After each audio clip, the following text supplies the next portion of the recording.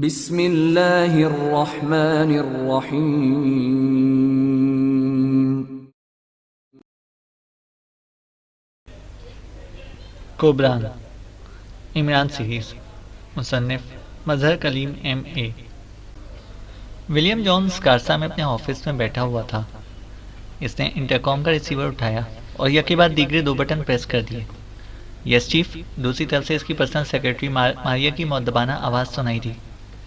Regional head 3 Charles से बात कराओ, विलियम जॉन्स ने कहा। यस चीफ, दूसरी तरफ से कहा गया तो विलियम जॉन्स ने इंटरकॉम का रिसीवर रख दिया। 2-3 मिनट बाद फ़ोन की घंटी बज उठी तो विलियम जॉन्स ने रिसीवर उठा लिया। यस, विलियम जॉन्स ने कहा। चार्ल्स लाइन पर हैं जनाब, बात कीजिए, दूसरी तरफ से कहा गया। यस चीफ, चार्ल्स बोल रहा हूँ, चार्ल्स ने की मुअद्दबाना आवाज़ सुनाई दी। चार्ल्स, पाकिशा की क्या हालत है? वो टाइगर हलाक हुआ या नहीं? और अगर हुआ तो इसके कत्ल पर दूसरों का क्या रद्द-ए-अमल है? और अगर नहीं कत्ल हुआ तो फिर क्यों नहीं हुआ? विलियम जॉन्स ने कहा। बॉस, मैं आपके ऑफिस आ रहा हूँ, फिर तफसील से बात होगी, चार्ल्स ने कहा। ओके, आ जाओ, विलियम जॉन्स ने कहा और रिसीवर रख दिया। इसका मतलब है कि कोई लंबी बात है, और लंबी बात ये हो सकती है कि टाइगर हलाक नहीं हो सका। इसकी वजूहात बताई जाएंगी, विलियम जॉन्स ने बड़बड़ाते हुए कहा। इसके चेहरे पर बरहमी और परेशानी के तासुरात नुमाया थे। थोड़ी देर बाद ऑफिस का दरवाज़ा खुला और चार्ल्स अंदर दाखिल हुआ। बैठो, रस्मी कलमात की अदायगी के बाद विलियम जॉन्स ने कहा तो चार्ल्स शुक्रिया अदा करते हुए मेज़ की दूसरी तरफ कुर्सी पर बैठ गया। हाँ, अब बताओ कि क्या हुआ है, विलियम जॉन्स ने कहा। बॉस, टाइगर के कत्ल की कॉल दे दी गई है और आगा जब्बार ने 3 मशहूर पेशेवर कातिलों को भारी मुआवजा देकर इस टास्क पर मामूर कर दिया है। टाइगर का दिन के वक्त कोई ठिकाना नहीं है, अलबत्ता रात के वो सोने के लिए होटल अलास्का के कमरा नंबर 310 में आता है। तवील अरसे से वो इस कमरे में रिहाइश पजीर है। तीनों पेशेवर कातिल इसे शहर के क्लबों और अंडरवर्ल्ड के दूसरे ठिकानों पर तलाश करते हैं, जबकि रात को वो होटल अलास्का में बारी बारी ड्यूटी देते हैं। लेकिन ये टाइगर गुज़िश्ता 10 रोज़ से रात को होटल में नहीं आ रहा, और ना ही वो दारुल हुकूमत में कहीं भी नजर आ रहा है। इसी तरह वो दोनों हफ्शी भी राना हाउस से बाहर हैं। इसका मतलब है कि ये तीनों दारुल हुकूमत से बाहर किसी और शहर या मुल्क में गए हुए हैं। जैसे इनकी वापसी हुई, आपके हुक्म पर अमल दरामद हो जाएगा, चार्ल्स ने पूरी तफसील बताते हुए कहा। गुड, अब मुझे यकीन है कि टाइगर लाख चालाक, तेज़ और फुर्तीला सही, लेकिन 3-3 कातिलों से बच ना सकेगा। ओके, अब एक और अहम बात, हमारा पाकिस्तान में ख़रीदारी का वफ़द 10 रोज़ बाद जा रहा है। क्या तुमने मालूम किया है कि इस बार कितनी लड़कियां वो में फ़रोख्त करेंगे? विलियम जॉन्स ने कहा। मैं भी इस बारे में सोच रहा था, लेकिन मुझे समझ नहीं आ रहा कि किससे मालूमात हासिल करूं, क्योंकि पहले तो सांखी से तमाम मालूमात हासिल की जाती थी। अब वो हलाक हो चुका है और अब वहाँ एक आदमी की बजाय हर अड्डे का अलहदा-अलहदा इंचार्ज है, चार्ल्स ने कहा। अलहदा-अलहदा मालूमात हासिल कर लो, विलियम जॉन्स ने कहा। चीफ, इस तरह तो कोबरान का नाम खुलकर सामने आ जाएगा, जबकि अब तक तो बहुत कम लोगों को इसका इल्म है, और यही हमारी कामयाबी का बायस है। पूरी दुनिया में औरतों की खरीदो फरोख्त का काम उरूज पर जा रहा है। ये हर साल पिछले साल से ज़्यादा तादाद में लड़कियां अगवा की जा रही हैं और ज़्यादा अच्छा मटेरियल लाया जा रहा है, और पूरी दुनिया में अलहदा-अलहदा ग्रुप के ख़िलाफ़ तो आवाज़ें उठती ही रहती हैं, लेकिन कोबरान के ख़िलाफ़ कभी कोई आवाज़ नहीं उठती, चार्ल्स ने कहा। ठीक है, फिर आगा जब्बार से बात कराओ। अगर वो नाअहल है तो इसे फिनिश करके किसी और को नुमाइंदा मुकर्रर कर दो, विलियम जॉन्स ने कहा। मैंने वहाँ अपने एजेंटों को हुक्म दे दिया है कि वो मुझे कोबरान के नुमाइंदे के लिए 3 नाम भेजें, लेकिन अभी तक किसी ने कोई नाम नहीं भेजा, चार्ल्स ने कहा। तो फिर इस आगा जब्बार को हरकत में ले आओ, विलियम जॉन्स ने कहा। वो पाकिस्तान का बहुत बड़ा जागीरदार और सीड बिजनेस का आइकॉन है, इसलिए वो लिए दिए रहता है। इसका इस धंधे में एक वर्किंग असिस्टेंट है जिसका नाम स्मार्ट है, और वो है भी स्मार्ट। मैं सोचा हूँ कि इसे एंगेज कर लूँ और आगा जब्बार भी चलता रहे। हमारा काम स्मार्ट कर दिया करेगा और आगा जब्बार का नाम और हैसियत की आड़ में ज़्यादा से ज़्यादा काम हो जाएगा, चार्ल्स ने कहा। तो अब तक किया क्यों नहीं? 10 रोज़ रह गए हैं कुबरान के मिशन की पाकिस्तान में जाने में, और हेडक्वार्टर ने ये सब बातें हमसे पूछनी हैं, विलियम जॉन्स ने कहा। ठीक है, मैं भी आपके सामने बात करता हूँ, चार्ल्स ने कहा, और एक साइड पर पड़े हुए फ़ोन को अपनी तरफ खिसका लिया। किससे बात करोगे, आगा जब्बार से या स्मार्ट से? विलियम जॉन्स ने कहा। अभी तो आगा जब्बार से बात करूंगा, स्मार्ट से तो बातचीत और शराइत तय करने में बात तवील हो सकती है, चार्ल्स ने कहा, और इस बार विलियम जॉन्स ने इस बात में सर हिला दिया। जबकि चार्ल्स ने फ़ोन को डायरेक्ट किया और फिर रिसीवर उठाकर नंबर प्रेस करना शुरू कर दिया। आखिर में इसने लाउडर का बटन भी प्रेस कर दिया तो दूसरी तरफ से घंटी बजने की मखसूस आवाज़ वाज़े तौर पर सुनाई देने लगी। फिर रिसीवर उठा लिया गया। यस, एक भारी सी आवाज़ सुनाई दी। कुबरान हेडक्वार्टर से चार्ल्स बोल रहा हूँ, चार्ल्स ने कहा। ओह, आप? मैं आगा जब्बार बोल रहा हूँ, हुक्म करें। आगा जब्बार ने इस बार कदरे नरम लहजे में कहा। आगा जब्बार, टाइगर को हलाक कर दिया गया है या नहीं? चार्ल्स ने कहा।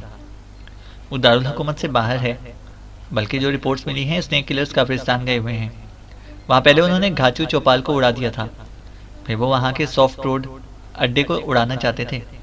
मैंने सॉफ्ट रोड अड्डे के इंचार्ज रामदास से बात की है और इसे इनके बारे में तफसील बता दी है, लेकिन इसका कहना है कि वो लोग अभी तक वहाँ नज़र नहीं आए। अलबत्ता उन्होंने मेरी रिपोर्ट पर अपने अड्डे पर रेड अलर्ट कर दिया है। आगा जब्बार ने तफसील से बात करते हुए कहा। कुबरान का मिशन अगवाशुदा औरतों की कैटेगरीज बनाने और इन्हें कैटेगरीज के मुताबिक खरीदने के लिए हर 3 माह बाद पाकिस्तान जाता है और इसके लिए 10 तारीख फिक्स्ड है, आज से 10 दिन बाद। पहले तो सांकी इस बारे में खुद हेडक्वार्टर को रिपोर्ट दे दिया करता था, लेकिन अब जबकि वो हलाक हो चुका है तो ना किसी और की तरफ से और ना ही आपकी तरफ से कोई रिपोर्ट भिजवाई गई है, चार्ल्स ने कहा। सॉरी, मुझे मालूम ना था। सांकी खुद ही हकाम कर लिया करता था। मैं अभी आपको पाकिस्तान के तीनों अड्डों में मौजूद अगवाशुदा लड़कियों की रिपोर्ट देता हूँ, आगा जब्बार ने कहा। कितना वक्त लोगे? चार्ल्स ने कहा। सिर्फ 1 घंटा, आगा जब्बार बोला। ओके, मैं 1 घंटे बाद तुमसे खुद कॉल करके रिपोर्ट लूँगा, चार्ल्स ने कहा और रिसीवर रख दिया। मैं नहीं चाहता था कि इस नंबर पर वो आपको कॉल करे। आप चीफ हेड हैं, चार्ल्स ने कहा तो विलियम जॉन्स बेख्तियार हंस पड़ा। तुम्हारी यही खूबियाँ तो मुझे पसंद हैं कि तुम मामले का गहराई तक जायज़ा लेते हो, लेकिन ये तो पाकिस्तान की रिपोर्ट होगी। काफिरिस्तान से आ गई है रिपोर्ट या नहीं? विलियम जॉन्स ने कहा तो चार्ल्स बेख्तियार हंस पड़ा। शुक्रिया बॉस, काफिरिस्तान में कोई मसला नहीं है क्योंकि घाचू चौपाल तबाह की गई है और वहाँ हमारा किसी से कोई ताल्लुक ना था। काफिरिस्तान में ऐसे 10 बड़े बड़े अड्डे मौजूद हैं जहाँ से हमें काफ़ी अच्छी और काफ़ी ज़्यादा तादाद में अगवाशुदा लड़कियाँ और औरतें मिलती हैं, और आलमी मंडी में काफिरिस्तानी लड़की या औरत की बेहद डिमांड है क्योंकि वो ज़्यादा तंग नहीं करती और जल्दी नए माहौल में ढल जाती है और ख़ुद भी खुश रहती है और अपने मालिकान को भी खुश रखती हैं, चार्ल्स ने जवाब देते हुए कहा। और पाकिस्तानी लड़कियाँ औरतें कैसी होती हैं? विलियम जॉन्स ने कहा। ये बहुत खूबसूरत होती हैं और इनके जिस्म भी हकीकतन खूबसूरत होते हैं, लेकिन ये सबसे ज़्यादा तवील अरसे तक मज़ाहिमत करती हैं। अक्सर लड़कियाँ और औरतें खुदकुशी कर लेती हैं, लेकिन इसके बावजूद इनकी खासी डिमांड होती है क्योंकि सूरत के लिहाज से भी और जिस्म के लिहाज से भी वो बेहद खूबसूरत होती हैं, चार्ल्स ने जवाब देते हुए कहा। और फिर 1 घंटे तक वो इसी तरह की बातें करते रहे और फिर चार्ल्स ने फ़ोन का रिसीवर उठाया और इसे डायरेक्ट किया और फिर नंबर प्रेस करना शुरू कर दिया। आखिर में इसने लाउडर का बटन प्रेस कर दिया। यस, राब्ता होते ही आगा जब्बार की आवाज़ सुनाई दी। चार्ल्स बोल रहा हूँ, हेडक्वार्टर से, चार्ल्स ने कहा। यस चीफ, मैंने मालूमात हासिल कर ली हैं। पहले हमारे 3 अड्डे वर्किंग कंडीशन में थे। सबसे बड़ा अड्डा सांकी का था, लेकिन अब वो अड्डा वीरान हो गया क्योंकि वहाँ मौजूद अफराद को पुलिस मुकाबले में हलाक कर दिया गया है। सांकी को भी हलाक कर दिया गया है। अब 2 अड्डे बाकी हैं, आगा जब्बार ने कहा। कौन कौन से? चार्ल्स ने पूछा। एक रोशन टाउन का अड्डा है जिसका इंचार्ज सूझल पहलवान है। इस अड्डे पर 150 अगवाशुदा लड़कियां मौजूद हैं और सूझल के मुताबिक इस बार माल बेहतरीन है, आगा जब्बार ने कहा। ओके, दूसरे अड्डे की क्या पोजीशन है? चार्ल्स ने पूछा। दूसरा अड्डा रोपड़ है, वहाँ का इंचार्ज नवाब दादा है। वो अपने इलाके का बड़ा बदमाश है। इसने रिपोर्ट दी है कि इसके पास 110 ऐसी हीरा लड़कियां हैं कि वो जो देखेगा खुश हो जाएगा, आगा जब्बार ने कहा। ओके, थैंक यू, चार्ल्स ने कहा और रिसीवर रख दिया। मतलब है 260 लड़कियां इस बार पाकिस्तान से मिलेंगी। बहुत कम तादाद है, इसे बढ़ना चाहिए। अगर इसी तरह कम तादाद होती रही तो बिजनेस ख़त्म हो जाएगा, विलियम जॉन्स ने कहा। चीफ, हालात में तब्दीलियाँ होती रहती हैं, आप फिक्र मत करें। जल्दी पाकिस्तान में हमारा बिजनेस ना सिर्फ अपनी पहली सतह पर आ जाएगा बल्कि बढ़ भी जाएगा, चार्ल्स ने कहा। तुम्हारी बात दुरुस्त है चार्ल्स, मैं समझता हूँ, लेकिन हेडक्वार्टर को समझाना बेहद मुश्किल होगा। बहरहाल समझाएंगे, और क्या कर सकते हैं, विलियम जॉन्स ने तवील सांस लेते हुए कहा। ओके चीफ, इजाज़त दें, मैं काफिरिस्तान से रिपोर्ट ले लूँ, चार्ल्स ने उठते हुए कहा। हाँ ज़रूर, लेकिन जैसी मालूमात मिले तुमने फौरी तौर पर मुझे तहरीरी रिपोर्ट देनी है। और हाँ, पाकिस्तान के बारे में भी तहरीरी रिपोर्ट दो जिसमें तादाद में कमी की ऐसी वजूहात लिखो जिनसे हेडक्वार्टर मुतमईन हो जाए। दोनों रिपोर्टें हेडक्वार्टर भेजनी जरूरी हैं, विलियम जॉन्स ने कहा। यस चीफ, हुक्म की तामील होगी, चार्ल्स ने कहा और मुड़कर कमरे से बाहर निकल गया। बहरी जहाजनुमा कार तेजी से पहाड़ी इलाके की तरफ बढ़ी चली जा रही थी। ड्राइविंग सीट पर टैगर था, जबकि साइड सीट पर जोआना और उकबी सीट पर जोसेफ बैठा हुआ था। चूंकि टाइगर यहाँ पहले भी आ चुका था, इसलिए इसे तमाम रास्तों का इल्म था, जबकि जवाना यहाँ पहली बार आया था, इसलिए इसने खुद टाइगर को ऑफर की थी कि वो ड्राइविंग करे, इसलिए टाइगर कार चला रहा था। रास्ते में कोई चेक पोस्ट भी आती है? जवाना ने पूछा। हाँ, टाइगर ने जवाब दिया। इनसे कैसे निपटना होगा? जवाना ने पूछा। जोसेफ चीफ है, वो बताएगा, हमने इसके अहकामात पर अमल करना है, टाइगर ने कहा। बम मारकर पूरी चेक पोस्ट को उड़ा दो, ये लोग स्नेक्स ही तो हैं, जोसेफ ने इत्मीनान भरे लहजे में कहा। ओके, अच्छी तजवीज़ है, जवाना ये काम तुम्हें करना होगा, टाइगर ने कहा। मुझे नीचे उतरना पड़ेगा, मैं कर दूंगा, मुझे कोई ताकतवर बम दो, जवाना ने कहा तो उकबी सीट पर मौजूद जोसेफ ने एक दस्ती बम इसकी तरफ बढ़ा दिया, जिस पर पिन लगी हुई थी। दांतों से पिन खींचकर बम को हाथों से फेंकना पड़ता है, इसे पिन बम कहते हैं। फिर एक मोड़ आते ही टाइगर अलर्ट होकर बैठ गया। चेक पोस्ट करीब आ रही है, टाइगर ने कहा, तो जोसेफ और जवाना भी सीधे होकर बैठ गए। थोड़ी देर बाद चेक पोस्ट नजर आने लगी। एक तरफ 2 कमरे, इनके सामने बरामदा और आगे खुला अहाता था, जबकि सड़क पर बाकायदा लोहे का रॉड लगा हुआ था और वहाँ मशीन गनों से मुसल्लह 4 अफराद मौजूद थे। कमरों के सामने बरामदे में भी 2 मुसल्लह अफराद मौजूद थे और 2 बाहर अहाते में सड़क की तरफ रुख किए खड़े थे। तुम बम मारो, हम सड़क पर मौजूद अफराद का गन से खात्मा करते हैं, टाइगर ने आहिस्ता से कहा। इसी लम्हे कार रॉड के सामने पहुंच गई। नीचे उतर आओ, कार की और तुम्हारी तलाशी होगी, एक मुसल्लह आदमी ने कार की खिड़की से मुंह अंदर करके कार में मौजूद अफराद का जायजा लेते हुए कहा। तो कार के दरवाजे खोलकर टाइगर, जोसेफ और जवाना बाहर आ गए। जोसेफ और जवाना को देखकर मुसल्लह अफराद 2 कदम पीछे हट गए, जबकि जवाना तेज से कदम उठाता हुआ अहाते की तरफ बढ़ गया। जोसेफ, तुम अपने सामने मौजूद इन चारों का खात्मा करो, मैं इधर मौजूद अफराद का खात्मा करता हूँ, टाइगर ने जोसेफ से मुखातिब होकर अफ्रीकी ज़बान में कहा। इसके साथ ही इसने जेब से मशीन पिस्टल निकाल लिया। इधर जोसेफ का हाथ भी जेब से बाहर आ गया और फिर तड़तड़ाहट की आवाज़ के साथ ही इंसानी चीखों से फिजा गूंज उठी। इसी लम्हे एक खौफनाक धमाका हुआ और चेक पोस्ट के दोनों कमरे फिजा में गर्दो गुबार बनकर उड़ गए। जो लोग कमरों में मौजूद थे, इनकी लाशों के भी टुकड़े उड़ गए और फिर वो सब वापस आकर कार में बैठ गए। अलबत्ता कार में बैठने से पहले जोसेफ ने रॉड हटा दिया था, इसलिए कार तेज़ी से आगे बढ़ती चली गई और फिर वो इस पहाड़ी तक पहुंच गए जिसमें सुरंग थी। टाइगर ने कार को एक चट्टान के पीछे इस तरह छुपा दिया कि करीब जाकर खुसूसी तौर पर भी देखने से ही नजर आ सकती थी। हमें पूरी तरह होशियार रहना है, टाइगर ने कहा। तुम फिक्र मत करो, जोसेफ ने कहा, और फिर वो तीनों सुरंग के दहाने में दाखिल हो गए। सुरंग में अंधेरा था, लेकिन टाइगर के हाथ में पेंसिल टॉर्च मौजूद थी, जिसकी रोशनी बेहद तेज थी, और टॉर्च की रोशनी से सुरंग में तेज रोशनी फैल गई थी। सुरंग में कोई आदमी मौजूद ना था। टाइगर ने टॉर्च की मदद से सुरंग की छत और साइडों को चेक किया, लेकिन वहाँ कोई चीज़ नज़र ना आई जो इनके लिए ख़तरनाक साबित होती, इसलिए वो मुतमईन हो गए। लेकिन अभी उन्होंने आधी से कुछ ज़्यादा ही सुरंग क्रॉस की थी कि अचानक सुरंग की दोनों दीवारों की जड़ से चटक चटक की आवाज़ें सुनाई दी, और इसके साथ ही टाइगर का जहन यकलख तारीक पड़ गया। और फिर जिस तरह तारीक बादलों में बिजली की लहरें चमकती हैं, इसी तरह टाइगर के जिस्म में तेज़ दर्द की लहरें सी दौड़ती चली गई। दूसरी या तीसरी बार के बाद टाइगर का जहन इस तरह रोशन हो गया जैसे किसी ने अंधेरे में टॉर्च जला दी हो। इसकी आंखें खुली और शऊर बेदार हुआ तो इसे महसूस हुआ कि इसके एक गाल पर जोरदार थप्पड़ मारे जा रहे हैं, और मारने वाला पहलवान नुमा शख्स है जिसका सर गंजा है और इसे सूट पहन रखा था। कौन हो तुम और मुझे क्यों मार रहे हो? टाइगर ने चीख कर कहा। तो पहलवान नुमा आदमी हंस पड़ा। तुम मुझे नहीं जानते टाइगर? हालांकि मैं तुम्हें बहुत अच्छी तरह जानता हूँ। वैसे मेरा नाम सूजल है और मैं इस रोशन टाउन अड्डे का दादा हूँ, सूजल ने कहा, और फिर पीछे हटकर कुछ फासले पर पड़ी कुर्सियों में एक खुसूसी कुर्सी पर बैठ गया। इसकी कुर्सी के साथ एक पहलवान नुमा आदमी खड़ा था। इसके हाथ पर कोड़ा था। टाइगर ने माहौल का जायजा लिया तो इसके दाएं तरफ जोसेफ और जवाना भी कुर्सियों पर मौजूद थे, लेकिन वो अभी तक बेहोश थे। शायद इन्हें ये लोग दानिस्ता तौर पर होश में नहीं लाए थे कि इन्हें खतरा होगा कि ये देवहैकल हबशी अपनी ताकत से रस्सियां न तोड़ डालें। लेकिन टाइगर को जिस तरह कुर्सी से रस्सी के साथ बांधा गया था, इस पर टाइगर को हंसी आ रही थी।